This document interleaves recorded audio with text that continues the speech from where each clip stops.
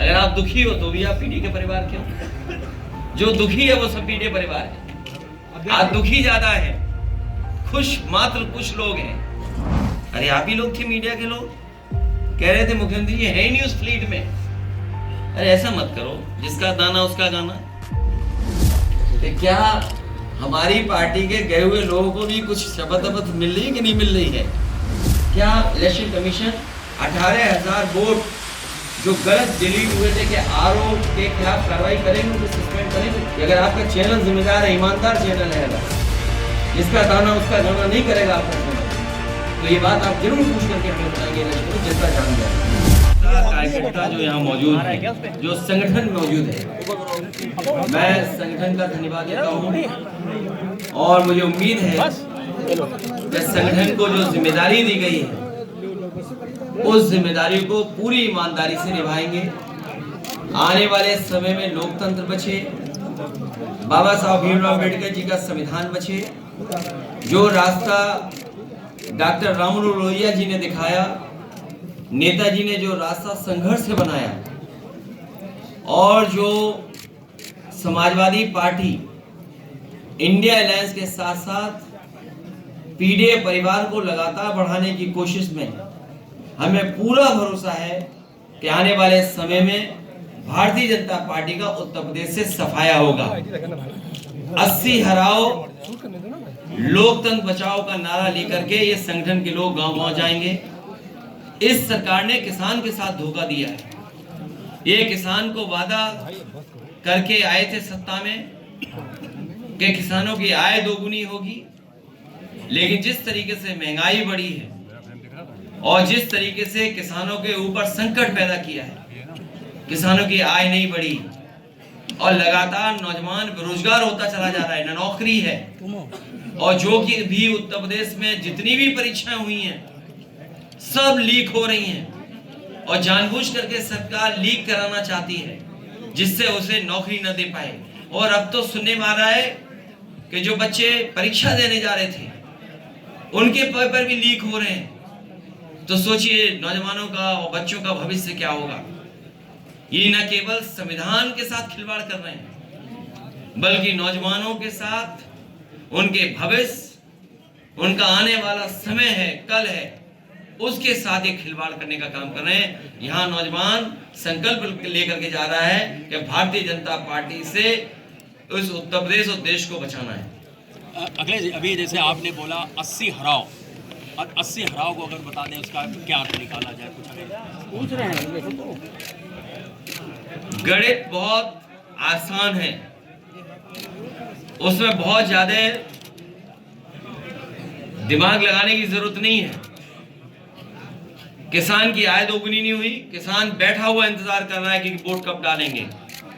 जिस किसान के ऊपर 3 काले कानून आ रहे थे, चुनाव आया, काले कानून वापस ले लिए। किसान को और किसान को खुश करने के लिए, एक संदेश देने के लिए पॉजिटिव, भारत रत्न चौधरी चरण सिंह जी को दिया गया। भारतीय जनता पार्टी से समर्थित है ब्राह्मण, एक आंदोलन वो हो ही चुका है उनका कुंभ, और यादव महाकुंभ हो ही रहा है। तो आपको लग रहा है आपके पीडीए की कुछ काट उधर से होगी? देखिए, पीडीए इतना बड़ा परिवार है, इसमें सब हैं। अगर आप दुखी हो तो भी आप पीडीए के परिवार के हो। जो दुखी है वो सब पीडीए परिवार है। आज दुखी ज्यादा है, खुश मात्र कुछ लोग हैं। इसलिए जो दुखी है वो पीडीए के साथ है, जिसके साथ अन्याय हो रहा है वो पीडीए के साथ है, जो भेदभाव का हटाना चाहता है, सामना करना चाहता है, वो पीडीए परिवार है। आज मुख्यमंत्री जी राज्यपाल जी से मिले, चर्चा है, मंत्रिमंडल विस्तार हो रहा है, अधिसूचना से पहले हो जाएगा। राजभर अगर वो गवर्नर हाउस गए, कोई रास्ते में जानवर तो नहीं मिला, टकरा जाए गाड़ियां, सोचो। अरे आप ही लोग थे मीडिया के लोग, कह रहे थे मुख्यमंत्री जी है ही नहीं उस फ्लीट में। अरे ऐसा मत करो, जिसका दाना उसका गाना। सोचिए कितने लोग घायल हुए। ये कोई समस्या नहीं है। हम लोगों ने सदन में और सदन के बाहर और जब कभी आप लोगों से मिले ये बात कही हम लोगों ने। न जाने कितने लोगों की जान जा चुकी है, हर दिन आज भी जान जा रही है। वो जानते हैं कि जान जा रही है किसान की भी जान जा रही है। इसीलिए तो वो लाए मुख्यमंत्री खेत सुरक्षा योजना। वो मुख्यमंत्री खेत सुरक्षा योजना नहीं है, मुख्यमंत्री सांड सुरक्षा योजना है वो।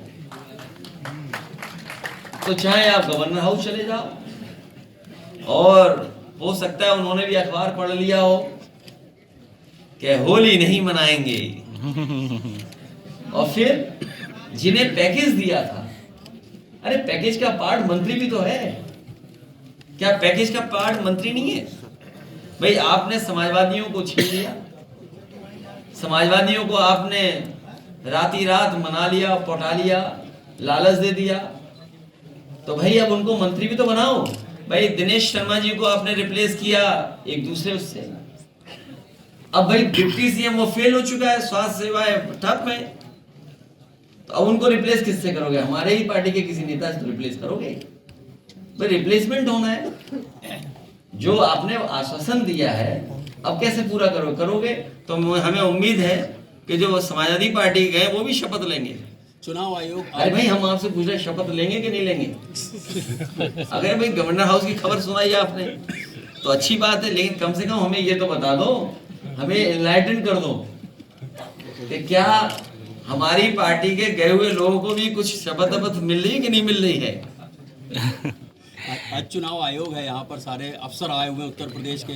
समाजवादियों ने दिया, और मैं कहूंगा आपसे कि अगर आपका चैनल जिम्मेदार है, ईमानदार चैनल है, अगर जिसका दाना उसका गाना नहीं करेगा आपका चैनल, तो ये बात आप जरूर पूछ करके हमें बताएंगे इलेक्शन में, जनता जान जाएगी। और अगर बैलेट से वोट नहीं पड़ा होता तो क्या चंडीगढ़ में पकड़े जाते? बताओ, अधिकारी से आप वोट खराब करवा रहे हो बैलेट में, वो तो पकड़े गए बैलेट की वजह से। तो बताओ 18,000 वोट जो डिलीट हुए हैं उसके बारे में आप पूछेंगे कि नहीं पूछेंगे इलेक्शन कमीशन में? क्या आरओ सस्पेंड होंगे कि नहीं होंगे? अगर एक भी आरओ सस्पेंड हो गया तो उत्तर प्रदेश में किसी भी आम नागरिक का वोट डिलीट नहीं हो सकता। 2 महीने पहले ये शिकायत, मैंने सवाल पूछा था चुनाव आयोग में कि जो शिकायतें समाजवादी पार्टी की तरफ से की गई थी विधानसभा में, वो सभी शिकायतें निस्तारित हुई क्या? उन्होंने कहा कि सारी शिकायतें निस्तारित हो गई जितनी आपने दी। अरे आप कैसे कह सकते हैं निस्तारित? कागज दे दीजिए, हम आपको 18,000 हमारे जो पत्रकार साथी है इस चैनल के मैं इनको पीडीएफ फाइल भेजने जा रहा हूँ। मैं अपनी ऑफिस के लोगों से कहूंगा कि आपको अपने मेल दे दीजिए मुझे, उनको पूरी पीडीएफ भेज दूंगा, मैं पूरी सूची भेज दूंगा 18,000 वोटर की डिलीटेड, और तुम्हें भी उन पे बताओ किस पे कार्रवाई हुई। और कन्नौज में जो जिस पे उन्होंने बीएलओ को सस्पेंड किया, भाई आरओ को क्यों नहीं टर्मिनेट कर रहे हैं आप? आरओ पे कार्रवाई क्यों नहीं कर रहे हैं? आरओ जिम्मेदार है, बीएलओ तो एक छोटा अधिकारी है। आप अपना छोटे पे अधिकारी पे काम कर कर निकले जा रहे हैं। अगर वो शिकायतें आपकी निस्तारित ही नहीं हुई हैं तो फिर लोकसभा चुनाव कैसे कराएंगे उसके ऊपर? तो इसी तो कह रहे लोकतंत्र खत्म हो गया। अभी तो थोड़ी बहुत आजादी है आपको बोलने की, पूछने की, अगली बार आजादी नहीं रहेगी आपकी। सर कल आप लोगों ने क्या मांग की है, चूंकि आपके प्रतिनिधि भी वहाँ पे हमने पूरा लिख करके दिया, हमने पूरा जितनी शिकायतें थी लिख कर दे दे। मैं कहूंगा पार्टी का एक कॉपी ने भी दे दे। हमको रोका जा रहा था। अरे यार आपके कैमरे अंधे हैं क्या? कैमरे अंधे थोड़ी होते हैं। याद कीजिए प्रभु शालिग्राम जब आया था तो मैंने कहा कि भाई ऐसा है, कुछ काम हम जानते नहीं है, क्योंकि जैसा ब्राह्मण कहते हैं वो हम मानते हैं। तो हमने कहा हमारी पार्टी के सबसे वरिष्ठ यही हैं, तो प्रेस को भी यही सब जानकारी देंगे। बताओ उन्होंने जानकारी दी थी कि नहीं दी? एक काम करो, वीडियो चलाओ वाला, हालांकि थोड़ा उसमें शब्द गलत लिखे हुए हैं, किसी ने व्हाट्सएप पे सर्कुलेट किया था, तो बताओ हम चला दें अगर बुरा ना मानो तो? नहीं चलाइए, फिर बुरा ना माने तो नहीं भाई, ऐसा नहीं चलवाएंगे। होली आने वाली, बुरा नहीं हाँ ठीक है, धन्यवाद। मैं उस पत्रकार साथी का धन्यवाद देता हूँ। अरे भाई बचाना कोई केसेस हो हम पर दो पार्टी के लोगों पे। चलाइए वो व्हाट्सएप वीडियो जो है अभी चलेगा, देखिए ऑन करो भैया, हटाओ, देखिए ऑन करिए, कहाँ है वो? ऑन आ रहा है। और आप लोग भी एंजॉय करिए देख कर, क्योंकि प्रभु राम पर राजनीति लाएंगे। मनोज पांडे दौड़ते नंगे पैर भगवान प्रभु राम के दर्शन को जाएंगे। वो दर्शन करना चाहते थे, लेकिन हमें दुख है इस बात का कि हम लोगों को दर्शन करने से रोका गया। जो आप देख रहे हैं अद्भुत शिला है, अकथनीय शिला है, जो नेपाल देश के रास्ते से होकर के आज ये लखनऊ में आई है। 101 विधायकों ने नारियल फोड़ करके दक्षिणा की है। सारी जो है आपकी भाई न्यूज स्पेस कौन दिला रहा है? बीजेपी न्यूज स्पेस दिला रही है। भाई जो बीजेपी को सूट करेगा वो न्यूज स्पेस हो पाएगा। भाई जो बीजेपी को सूट करेगी न्यूज वो स्पेस पाएंगे ना। और चुनाव तो लड़ा जाता है। आप किसी पॉलिटिकल पार्टी को कैसे मना कर देंगे आप चुनाव नहीं लड़ेंगे? और पॉलिटिकल पार्टी तो चुनाव लड़ती हैं। पर उन्होंने जिस तरीके से धमकी दिया है कि अगर टिकट नहीं देंगे तो उतार ही देंगे प्रत्याशी। भाई हम कहाँ से टिकट दे दें? हम तो गठबंधन में टिकट दे दे करके हम खुद ही धोखा खा रहे हैं बैठ के। अरे जिसको आगे बढ़ा देते हैं वही आगे दिखा रहा है। सोचो आप ना, हम क्या करें बताओ? अपनी पार्टी में शामिल करा लीजिए। 45 विधायक थे, इस बार आपके 111 विधायक हो गए थे। तो जिस तरह से राज्यसभा में एक प्रत्याशी आपका हारा है, उसका श्रेय वो जो 111 विधायक आपके जीते हैं उनका श्रेय वो लोग ले रहे हैं। देखिए ये सच आपको पता है।